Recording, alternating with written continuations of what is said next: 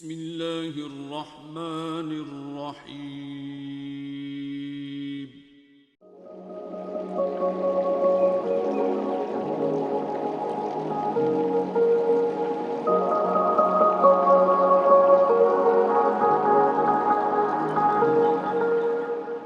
الحمد لله الذي لم يزل عالما قادرا قديرا حيا قيوما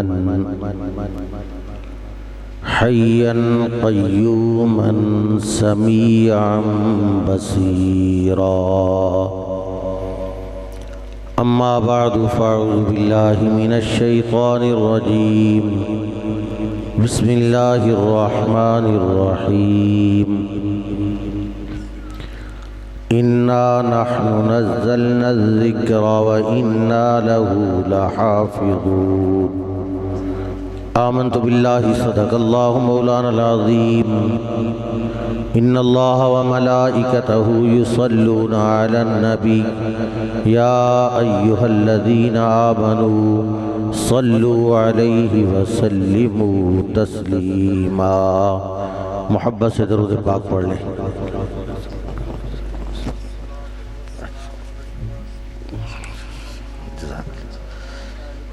تمام حضرات محبت سے درود پاک پڑھ لیں. الصلاۃ والسلام علیک یا رسول اللہ وعلی آلک واصحابک یا سیدی یا حبیب اللہ.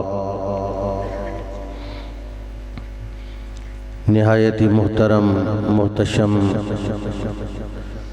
قابل صد تکریم و احترام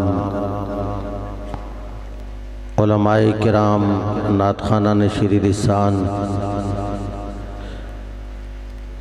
آج کی یہ تقریب سعید میرا بھتیجا ہے حافظ عبدالوحید، محمد عبدالوحید. اس نے قرآن پاک مکمل پڑھا ہے اور اس خوشی کے اندر آج کی محفل پاک ہے. اللہ کی بارگاہ میں دعا ہے کہ رب کریم قرآن پاک کا پڑھنا اس کو نصیب فرمائے اور قرآن پاک کے ساتھ محبت نصیب فرمائے. آج کی یہ تقریب سعید الحمدللہ رجب المرجب شریف کے اندر انعقاد پذیر ہے. عزیزم حافظ صاحب کے والد صاحب دادا جی، ان کا تعلق بھی بیت کے لحاظ سے اولیاء چشت اہل بہشت گولڑا شریف کے حضرات سے ہے. مجھے بھی ایک نسبت ہے کہ میرے دادا محترم نے حضرت پیر مہر علی شاہ صاحب رحمۃ اللہ علیہ کی بیعت کی تھی. تو میں تو غلام بیدام ہوں پیر سیال کا. حضور شیخ الاسلام رضی اللہ تعالیٰ عنہ کے دست اقدس پہ بیعت کا شرف حاصل ہوا تھا. آج قرآن پاک کی بات ہی کرنی ہے. اللہ رب العالمین نے انبیاء علیہم السلام کو دنیا میں مبعوث فرمایا اور انبیاء علیہم السلام نے لوگوں کو اللہ کی وحدانیت کی تبلیغ فرمائی.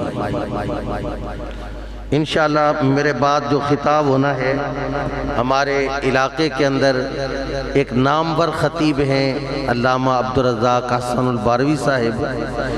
انشاءاللہ ان کو جگانا بھی آتا ہے، آپ کو جگا لیں گے. میں بس چند ایک باتیں کہوں گا اور آپ کی توجہ چاہتا ہوں. اللہ نے ہر پیغمبر کو مبعوث فرمایا اور انہوں نے لوگوں کو اللہ کی وحدانیت کی تبلیغ فرمائی اور ضرورت کے وقت اللہ نے کچھ انبیاء علیہ السلام کو معجزات بھی عطا کیے. ان کے معجزوں کی ضرورت اسی وقت تک تھی جب تک ان کا زمانہ تھا، اور وہ معجزات بھی ایسے کہ جس طرح وہ قوم مطالبہ کرتی ویسا ہی معجزہ ہوتا. لیکن اللہ نے اپنے پیارے محبوب کو کسی وقت کے لیے نہیں، کسی زمانے کے لیے نہیں، کسی قوم کے لیے نہیں، بلکہ ازل سے ابد تک سارے زمانوں کے لیے اللہ نے اپنے محبوب کو نبی اور رسول بنا کر بھیجا. اب جب تک جب ہے، یہ زمانہ ہے، آئندہ والا زمانہ ہے، حتیٰ کہ میدان محشر بھی ہے، سارے زمانے میرے مصطفیٰ کے زمانے ہیں. اب پہلے نبیوں کے پاس جو معجزے تھے ان کی ضرورت اسی وقت تک تھی جب تک ان کی نبوت تھی. اب میرے آقا کی نبوت قیامت تک، قیامت کے بعد بھی ہے. اب ضرورت تھی کسی ایک معجزے کی جو ہر دور کے لیے ہوتا، تو اللہ نے وہ معجزہ میرے مصطفیٰ کو قرآن کی صورت میں عطا فرمایا. تو وہ قرآن پاک آج بھی ہے، کل بھی ہے، اور اس طرح ہے جیسے نازل ہوا تھا، کیونکہ نہ اس کے کوئی زبر زیر میں فرق آ سکتا ہے، نہ اس کے کسی حرف میں فرق آ سکتا ہے، کسی طریقہ سے بھی کوئی تبدیلی تعریف نہیں ہو سکتی. کس لیے کہ خود نازل کرنے والے، بھیجنے والے خدا نے اس کی حفاظت کا ذمہ لے لیا ہے. رب فرماتا ہے کہ ہم نے اس کو نازل کیا ہے اور ہم ہی اس کی حفاظت فرمانے والے ہیں. تو اللہ نے اس کی حفاظت کا ذمہ لیا ہے. تو یہ حفاظت کے کیسے کیسے طریقے ہیں کہ پہلی کتابیں کتاب کی صورت میں نازل ہوئی. میں تھکا ہوا بھی ہوں. عزیزم شکیل صاحب سے میں نے گزارش بھی کی تھی کہ انہوں نے کہا کہ تیرا استقبالیہ خطبہ ہے، تو میں نے کہا استقبالیہ خطبہ تو سب سے پہلے ہوتا ہے، تو مہربانی کرے پہلے. لیکن یہ آج کے دن کی میری چوتھی تقریر ہے، تو الحمدللہ اللہ توفیق دے گا، چند باتیں آپ سے کہہ لوں گا. اللہ نے اس کی حفاظت کس طرح فرمائی کہ جیسے یہ لازوال معجزہ ہے، اس کے انکاری بھی اسی طرح ہے. مقابلہ کرنے والے بھی ایسے ہیں، اور مقابلہ کرنے والے اپنے اپنے سارے انداز اپناتے رہے، حتیٰ کہ انہوں نے یہاں تک کیا کہ قرآن پاک کے جتنے نسخے ملے سارے کے سارے دریا برد کر دیے، قرآن پاک پڑھنے والے قاریوں کو شہید کر دیا، سب کچھ کرتے رہے. لیکن اللہ نے فرمایا کہ ہم نے اس کو نازل کیا ہے، ہم ہی حفاظت کرنے والے. اب وہ حفاظت کیسے ہے؟ میں اب صرف دو باتیں آپ تک پہنچانا چاہتا ہوں اور اس کے بعد بات کو ختم کروں گا. میں نے تو کہا، انہوں نے کہا 15 منٹ، میں نے کہا میں 10 منٹ بات کروں گا. پھر کہنے لگے نہیں اب 20 منٹ کرنی ہے. علامہ یاسین صاحب نہیں تشریف لا رہے. بہرحال میں وقت کی پابندی اس طرح نہیں کروں گا، جلدی کوشش کروں گا بات کہنے کی کہ اللہ نے اس کی حفاظت کیسے فرمائی کہ ہمارے ہی سلسلہ کے اندر جن کے پائے ناز ہمارے سروں کے تاج ہیں، سلسلہ چشت کے اندر دین کے مددگار سلطان الہند نائب رسول حضرت خواجہ حسن معین الدین چشتی اجمیری رضی اللہ تعالیٰ عنہ. آپ کا نامی اسم گرامی حسن ہے، نام حسن ہے، اور آپ نسب کے لحاظ سے حسنی بھی ہے، حسینی بھی ہے. والدہ کی طرف سے آپ حسنی ہیں اور والد کی طرف سے آپ حسینی ہیں. سلسلہ بھی اسی طریقہ کا ہے. اب آپ کے غلام، پھر غلاموں کے غلام، شیخ الاسلام حضرت خواجہ فرید الدین گنج شکر رضی اللہ تعالیٰ عنہ کے پیر و مرشد خواجہ قطب الدین بختیار کاکی رحمت اللہ تعالیٰ علیہ آپ کو والدہ قرآن پاک پڑھانے کے لیے استاد صاحب کے پاس لے کے گئی، اور علماء کا اولیاء کا طریقہ یہ ہے کہ جب بچے کی عمر 4 سال 4 ماہ 4 دن کی ہوتی ہے تو اس کو بسم اللہ شریف پڑھاتے ہیں، بسم اللہ کرانے کی یہ عمر ہے۔ تو والدہ لے کر گئی، اور لے کر کس کے پاس گئی؟ حضرت خواجہ حمید الدین ناگوری رحمت اللہ تعالیٰ علیہ، ان کی بارگاہ میں لے گئی کہ استاد جی اس بچے کو قرآن پاک پڑھائے۔ استاد صاحب نے پڑھایا، بیٹا پڑھ بسم اللہ الرحمن الرحیم۔ آپ نے بسم اللہ بھی پڑھی اور 15 پارے بھی سنا دیے۔ تو آپ نے فرمایا کہ بیٹا اب آگے بھی پڑھو۔ عرض کرنے لگے کہ استاد جی اب آگے آپ پڑھائیں۔ تو فرمایا کہ بیٹا میں آگے پڑھاؤں، یہ پچھلے سپارے یہ کہاں پہ پڑھے؟ عرض کی کہ میں کسی مدرسے میں نہیں گیا، میں نے کسی استاد کے پاس نہیں پڑھے، بلکہ میری ماں کو یاد تھے، وہ روزانہ تلاوت کیا کرتی تھی، میں ان کو یاد کیا کرتا تھا۔ اس طرح قرآن پاک پڑھ کے آئے۔ اور ایک موقع تھا، ماشاءاللہ، نعرہ تکبیر، نعرہ رسالت، نعرہ رسالت، ماشاءاللہ، نعرہ رسالت، نعرہ تحقیق، نعرہ حیدری، علماء اہل سنت حضرت علامہ مولانا فخر اہل سنت، نازش اہل سنت، زینت العلماء حضرت علامہ مولانا قاری عبدالرزاق بہروی صاحب ماشاءاللہ اسٹیج کی زینت بنے۔ میں اپنی طرف سے، انتظامیہ کی طرف سے، اہل علاقہ کی طرف سے آپ کو اہلا و سہلا مرحبا کہتا ہوں ماشاءاللہ۔ بس اور اسی سلسلہ چشتی کے اندر آستانہ عالیہ سیال شریف میں عرس کے موقع پر حضور شیخ الاسلام والمسلمین حضرت خواجہ محمد قمر الدین سیالوی رضی اللہ تعالیٰ عنہ خطاب فرما رہے تھے، تو آپ نے ایک جملہ فرمایا تھا، آپ نے فرمایا تھا کہ سیال شریف کی چوکھٹ پر بھی علم کو ناز ہے، کہ سیال شریف کی چوکھٹ پر بھی علم کو ناز ہے۔ اور یہی وجہ ہے کہ سیالویوں کے اندر آپ دیکھیں تو بے شمار حافظ بھی ہیں، قاری بھی ہیں، عالم بھی ہیں، اور یہ سلسلہ چشت کا ایک اعجاز ہے جو اللہ نے عطا فرمایا ہے۔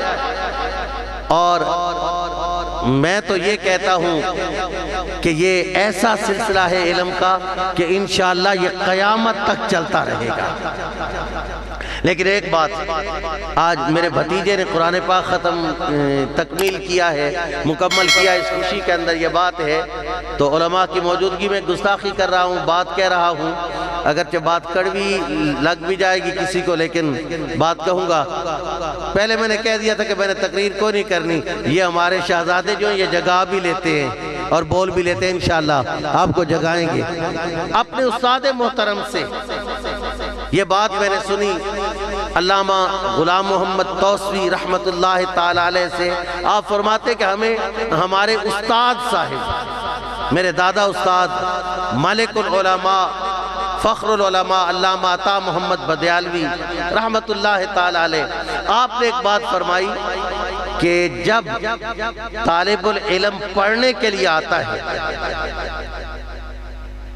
اور یہ میری خوشی ہے کہ اس نے ایک اچھے استاد کے پاس، اچھے مدرسے کے اندر اس بچے نے قرآن پاک پڑھا، کہ جب طالب العلم کو ماں باپ پڑھنے کے لیے بھیجتے ہیں، شیطان اپنا ٹل لگاتا ہے کہ یہ علم نہ پڑھے، دین نہ پڑھے، لیکن وہ ٹل لگاتے لگاتے حتیٰ کہ جب بچہ استاد کی بارگاہ میں حاضر ہوتا ہے اور بچہ پڑھتا ہے بسم اللہ الرحمن الرحیم، شیطان ہار جاتا ہے،